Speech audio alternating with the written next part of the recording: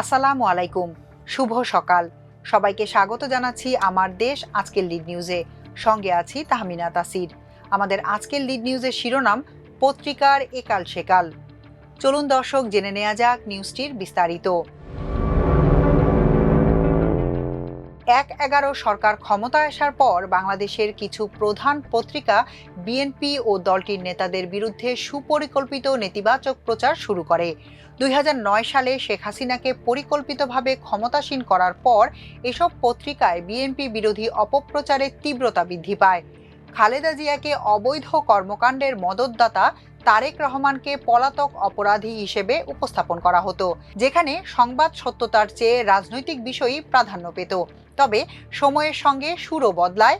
যারা একসময় বিএনপির বিরুদ্ধে লিখতেন, আজ তারা ভিন্ন সুরে কথা বলছেন। পত্রিকাগুলোর এ ধরনের ভূমিকা সম্পর্কে যুক্তরাষ্ট্রের কলোরাডো স্টেট ইউনিভার্সিটিতে সংবাদের সমাজতত্ত্ব বিষয়ে গবেষণারত গবেষক তাইব আহমেদ আমার দেশকে বলেন, এর প্রধান কারণ হলো বাংলাদেশের সংবাদপত্রগুলোর পলিটিক্যাল প্যারালেলিজম, অর্থাৎ তাদের অধিকাংশই কোনো না কোনো রাজনৈতিক দলের সঙ্গে কম বেশি সম্পৃক্ত। দ্বিতীয়ত, মিডিয়া হাউসগুলোর অর্থনৈতিক কাঠামো ও প্রয়োজনীয়তাও একটি বড় কারণ। মূলত এই দুই কারণে তাদের সংবাদ উপস্থাপন প্রায়ই একটি নির্দিষ্ট রাজনৈতিক পক্ষের অনুকূলে ঝুঁকে যায়। ফলে অনেক সময় তারা সাংবাদিকতার বস্তুনিষ্ঠতার নীতি লঙ্ঘন করে এবং জার্নালিস্টিক পাওয়ারের অপব্যবহার করে। নিচের কয়েকটি উদাহরণ পাঠকের সামনে তুলে ধরা হলো। এগুলো শুধু ইতিহাস নয়, বাংলাদেশের সাংবাদিকতার অন্তর্নিহিত দ্বিচারিতা ও ক্ষমতাকেন্দ্রিক প্রভাবের জীবন্ত দলিল। ২০০৭-৮ সালে তত্ত্বাবধায়ক সরকারের সময় প্রথম আলোর পাতায় বিএনপি নেতৃত্বের বিরুদ্ধে মিডিয়ায় নেতিবাচক প্রচার শুরু হয়। খালেদা জিয়া ও তারেক রহমানকে লক্ষ্য করে বিতর্কিত প্রতিবেদন প্রকাশ হতে থাকে। ৩ জুন ২০০৭-এ খালেদার সম্মতিতে বসুন্ধরার কাছে ১০০ কোটি টাকা চেয়েছিলেন তারেক শিরোনামের প্রতিবেদন পাঠক মনে গভীর সংশয় সৃষ্টি করে। এরপর দ্বিতীয় মেয়াদে খালেদা জিয়া বেপরোয়া হয়ে পড়েন শিরোনামে সাবেক একান্ত সচিব নুরুল ইসলামের সাক্ষাৎকার প্রামাণ্য দলিল হিসেবে উপস্থাপন করা হয়। ২০০৭ সালের ৪ জুন প্রথম আলোতে বিএনপির দুর্নীতি দুর্বৃত্তপনা শিরোনামের একটি সম্পাদকীয়তে লেখা হয়, একটি রাজনৈতিক দল হিসেবে বিএনপি তার সব শক্তি হারিয়ে ফেলেছে। এর প্রধান দায় দলের শীর্ষ নেত্রী খালেদা জিয়ার, কারণ তিনি ছিলেন নিরঙ্কুশ ক্ষমতার অধিকারী। তার অবগতির বাইরে কোনো কিছুই ঘটেনি, ঘটা সম্ভব ছিল না। তিনি তার 2 ছেলে, 1 ভাই বোন, 2 ভাগ্নে ও ভয়ঙ্কর নীতিহীন কিছু চাটুকার নেতাকে নিয়ে এমন এক চক্র গড়ে তুলেছিলেন যেটাকে রাজনৈতিক দল বলে স্বীকার করা যায় না, দুর্বৃত্ত চক্র বললেই সঠিক হয়। তাদের সবার যথাযথ বিচার হতে হবে। ২০১৩ থেকে ২১ পর্যন্ত প্রথম আলোর রিপোর্ট ও কলামে বিএনপিকে সন্ত্রাস, জঙ্গিবাদ, দুর্নীতি ও ইতিহাস বিকৃতির সঙ্গে যুক্ত দেখানোর চেষ্টা করা হয়। ২০১৭ সালের ২৫ অক্টোবর তারেক হামলাকারীদের আশ্বাস দিয়েছিলেন এবং ২০১৪ সালের ২২ আগস্ট গ্রেনেড হামলায় খালেদা তারেক জড়িত শিরোনামে তাদের সরাসরি অপরাধী হিসেবে দেখানো হয়। কলামে নৈতিকভাবে তারেকও দণ্ডিত ও তারেক রহমানের অভিনব রাষ্ট্রপতিত্ব শিরোনামে চরিত্র হনন ও জাতীয়তাবাদী ভাবমর্যাদা ক্ষুণ্ণ করার চেষ্টা করা হয়। ২০২১ সালের ২৪ জুন তারেকের নেতৃত্বে বিএনপি দাঁড়াতে পারছে না প্রতিবেদনে দলকে দিশাহীন ও অকার্যকর দেখানো হয়। ২০১৬ সালের ২১ আগস্ট কলামে বিএনপিকে জঙ্গিবাদের সঙ্গে যুক্ত করে নৈতিক অধিকার প্রশ্নবিদ্ধ করা হয়। প্রথম আলোর কভারেজে ব্যবহার করা 5টি কৌশল ছিল সন্ত্রাস ও জঙ্গিবাদের সংযোগ, নৈতিক দোষারোপ ও চরিত্র হনন, ইতিহাস বিকৃতি, নেতৃত্বের দুর্বলতা প্রচার এবং ষড়যন্ত্রের অভিযোগ আনা। এর মাধ্যমে বিএনপিকে অগ্রহণযোগ্য ও অনৈতিক রাজনৈতিক শক্তি হিসেবে প্রতিষ্ঠার চেষ্টা করা হয়েছে। ডেইলি স্টার ২০০৯ সালের ২৬ অক্টোবর ডেইলি স্টারে ইট ওয়াজ আ হাওয়া ভবন প্লট শিরোনামে প্রতিবেদন করা হয়। সেই প্রতিবেদনের সারাংশ হলো ২০০৪ সালের ২১ আগস্টের গ্রেনেড হামলা ছিল কোনো বিচ্ছিন্ন সন্ত্রাসী ঘটনা নয়, এটি ছিল রাষ্ট্র ক্ষমতার ভেতর থেকেই পরিকল্পিত, অনুমোদিত ও বাস্তবায়িত এক সুদীর্ঘ রাজনৈতিক হত্যাযজ্ঞের ষড়যন্ত্র। প্রতিবেদনে তুলে ধরা হয়েছে যে বিএনপি জামায়াত জোট সরকারের সময় হাওয়া ভবন ছিল একটি বিকল্প ক্ষমতা কেন্দ্র, যেখানে রাষ্ট্রের উচ্চ পর্যায়ের রাজনৈতিক নেতা, স্বরাষ্ট্র মন্ত্রণালয়ের দায়িত্বশীল ব্যক্তি, জঙ্গি সংগঠনের শীর্ষ নেতা ও পলাতক খুনিরা একত্র হয়ে আওয়ামী লীগ ও শেখ হাসিনাকে দেশ ও ইসলামের শত্রু হিসেবে চিহ্নিত করে তাকে হত্যার সিদ্ধান্ত নেয়। এই ষড়যন্ত্র ধাপে ধাপে বাস্তবায়িত হয়।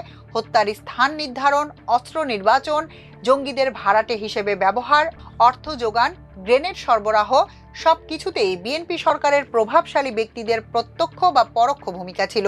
হামলার পেছনে হুজিকে মূল হাতিয়ার হিসেবে ব্যবহার করা হলেও জামায়াত ও জোট সরকারের গুরুত্বপূর্ণ ব্যক্তিদের পৃষ্ঠপোষকতা ছাড়া এটি সম্ভব হতো না।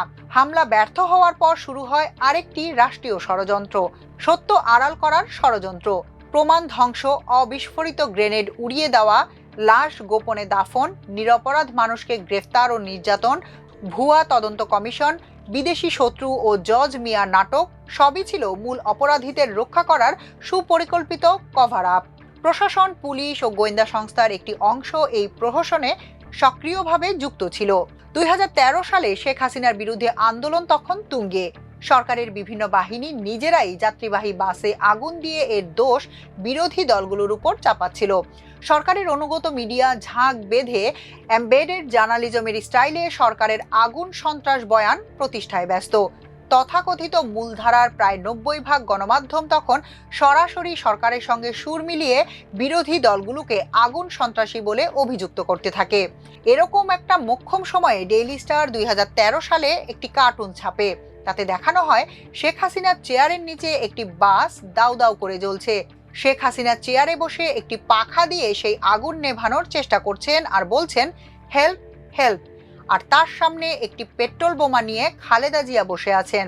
তার মাথা থেকে বিচ্ছুরণ হচ্ছে মাই চেয়ার ভাবনাটি। সেই কার্টুনের উপরে পাঠকদের টার্গেট করে প্রশ্ন, what do you think can make the blinkering top to reach a truth? অর্থাৎ আপনার মতে ঝগড়ায় লিপ্ত শীর্ষ দুই নেতাকে কোন বিষয় একটি সমঝোতায় নিয়ে যেতে পারে?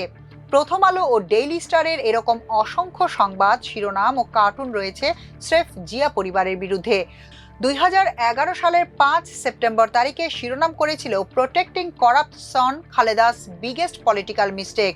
দুর্নীতিগ্রস্ত ছেলেকে বাঁচানো খালেদার সবচেয়ে বড় রাজনৈতিক ভুল। পরের দিন শিরোনাম করে Khaleda failed by saving corrupt son. খালেদার পতন হয়েছে নিজের ছেলেকে বাঁচাতে গিয়ে। 2014 সালের 17 জুন তারিখে শিরোনাম করেছিল Tarique believes in wrong history, অর্থাৎ তারেক ভুল ইতিহাসে বিশ্বাস করে। 2008 সালের ডিসেম্বরে যেদিন নির্বাচন হয়েছিল সেদিন প্রথম আলো ছাপালো কোকোর মানি লন্ডারিং এর সেই তরতাজা খবরটি। অর্থাৎ এই গরম খবরটি দেখতে দেখতেই দেশবাসী সকালবেলা ভোট দিতে কেন্দ্রে গিয়েছিলেন। কি চমৎকার টাইমিং! 2012 সালের 21 নভেম্বর প্রথম আলো শিরোনাম করলো তারেক কোকো সৎ হলে অসৎকে। বাংলাদেশ প্রতিদিন সময়ের সঙ্গে মিডিয়ার দৃষ্টিভঙ্গি বদলের অন্যতম উদাহরণ। শেখ হাসিনার শাসনামলে পত্রিকাটির পাতায় বিএনপি নেতৃত্বের বিরুদ্ধে ধারাবাহিক নেতিবাচক প্রচার দেখা গেলেও বর্তমানে সেই অবস্থান থেকে তারা সরে এসেছে এবং সম্পূর্ণ ভিন্ন দৃষ্টিভঙ্গি গ্রহণ করেছে। 2014 সালে পত্রিকাটির খালেদা জিয়া এখন বিএনপি জামায়াতের নেতা শিরোনামের প্রতিবেদনে খালেদা জিয়াকে জনগণের বিরুদ্ধে যুদ্ধকারী, দেশদ্রোহী ও সন্ত্রাসী হিসেবে দেখানো হয়। 2014 থেকে 2023 সালের মধ্যে পত্রিকাটি বিএনপির বিরুদ্ধে 5টি কৌশল গ্রহণ করেছিল: দেশদ্রোহিতা, সন্ত্রাস ও অস্ত্র চোরাচালানের সংযোগ, ব্যক্তিগত চরিত্র হনন, মুক্তিযুদ্ধ বিরোধিতা এবং ষড়যন্ত্রে জড়িত হিসেবে উপস্থাপন। এখন পত্রিকাটিতে সেই খালেদা জিয়াকে আপোষহীন নারী, জনগণের ভরসাস্থল ও গণতন্ত্রের প্রতীক হিসেবে উপস্থাপন করা হচ্ছে। আপোষহীন নারী খালেদা জিয়া শিরোনামের প্রতিবেদনে তার 3 বার প্রধানমন্ত্রী হওয়া ও সার্ক চেয়ারপারসনের মতো ঐতিহাসিক সাফল্যগুলো তুলে ধরা হয়। বাংলাদেশের সংবাদপত্র জগতের সময়ের সঙ্গে যে রাজনৈতিক রূপান্তর ঘটেছে, জনকণ্ঠ তার একটি উল্লেখযোগ্য উদাহরণ। শেখ হাসিনার শাসনামলে এই পত্রিকার পাতায় বিএনপি নেতৃত্বের বিরুদ্ধে চলা নেতিবাচক প্রচার আজ অনেকটাই বদলে গেছে। 2014 সালের ডিসেম্বরে জনকণ্ঠের একটি খবরের শিরোনাম ছিল খালেদার লাঠিবহর সহ আদালতে হাজিরা, বকশিবাজার রণক্ষেত্র। এই প্রতিবেদনে রণক্ষেত্র, লাঠিবহর, গাড়ি পোড়ানোর মতো শব্দ ব্যবহার করে বিএনপির রাজনৈতিক কর্মসূচিকে সন্ত্রাসী কার্যক্রম হিসেবে চিত্রিত করা করা হয়। 2016 সালের 11 জানুয়ারি জনকণ্ঠে প্রকাশিত প্রতিবেদনে বিদ্রোহের আগে খালেদাকে 45 বার ফোন করে তারেক শিরোনামে বিডিআর বিদ্রোহের সঙ্গে বিএনপি নেতৃত্বকে জড়ানোর চেষ্টা করা হয়। একই বছর জুন মাসে ফের জ্বালাও পোড়াও আন্দোলনের ছক বিএনপি জামায়াতের শিরোনামে দলটিকে সহিংসতায় উস্কানিদাতা হিসেবে উপস্থাপন করা হয়। বিভিন্ন কলামের মাধ্যমে পরিকল্পিতভাবে খালেদা জিয়া তারেক রহমানের চরিত্র হননের চেষ্টা করেছিল পত্রিকাটি। কোকো কাহিনীর আরেক পিঠ ফালু কাহিনী কলামে বিএনপি নেতা মোসাদ্দেক আলীকে কেন্দ্র করে দলটিকে দুর্নীতির সঙ্গে জড়িত করা হয়। এটি ছাপা হয় 2015 সালের 5 ফেব্রুয়ারি। 2016 সালের 8 ফেব্রুয়ারি শাহরিয়ার কবিরের খালেদার রাষ্ট্রদ্রোহ বনাম আমাদের রাষ্ট্রদ্রোহ কলামে খালেদা জিয়াকে সরাসরি রাষ্ট্রদ্রোহী আখ্যা দেয়া হয়। 2016 সালের 2 নভেম্বর দুই নেত্রী একটি তুলনামূলক বিশ্লেষণ কলামে খালেদা জিয়াকে অদক্ষ, অপ্রস্তুত ও দেশপ্রেমবিহীন নেতা হিসেবে চিত্রিত করা হয়। 2023 সালের 23 জুন জনকণ্ঠে লেখা হয়, 2001 সালে মুচলেকা দিয়ে ক্ষমতায় এসেছিল খালেদা জিয়া শিরোনামে বিএনপির ক্ষমতায় আসাকে অবৈধ প্রমাণের চেষ্টা চালানো হয়। তবে সাম্প্রতিক সময়ে পত্রিকাটির সম্পাদকীয় নীতিতে স্পষ্ট পরিবর্তন দেখা যাচ্ছে। দেশের অধিকাংশ পত্রিকাতেই এভাবে পুরো ফ্যাসিস্ট আমলে আওয়ামী লীগের ন্যারেটিভ প্রতিষ্ঠা করার প্রতিযোগিতা হয়েছে। বাংলাদেশের গণমাধ্যমের এই একাল সেকালের গল্প আসলে কোনো বিচ্ছিন্ন সম্পাদকীয় সিদ্ধান্তের ইতিহাস নয়, এটি ক্ষমতা, রাজনীতি ও অর্থনৈতিক নির্ভরতার এক গভীর কাঠামোগত সংকটের প্রতিচ্ছবি। যে পত্রিকাগুলো একসময় বিরোধী রাজনীতিকে রাষ্ট্রদ্রোহ, সন্ত্রাস ও অনৈতিকতার প্রতীক হিসেবে উপস্থাপন করেছিল, সময়ের পরিবর্তনে তারাই আবার ভিন্ন ভাষায় একই রাজনৈতিক শক্তিকে গণতন্ত্রের আশা হিসেবে হাজির করেছে। এই রূপান্তর প্রমাণ করে বাংলাদেশে বড় অংশের গণমাধ্যম এখনো ক্ষমতার পরিবর্তনের সঙ্গে সঙ্গে ভাষা বদলায়, কিন্তু নৈতিক অবস্থান বদলায় না। এখনকার মতো এ পর্যন্তই। সবাই ভালো থাকুন, সুস্থ থাকুন, থাকুন আমার দেশের সঙ্গে। চ্যানেলটি ভালো লাগলে সাবস্ক্রাইব করুন। আল্লাহ হাফেজ।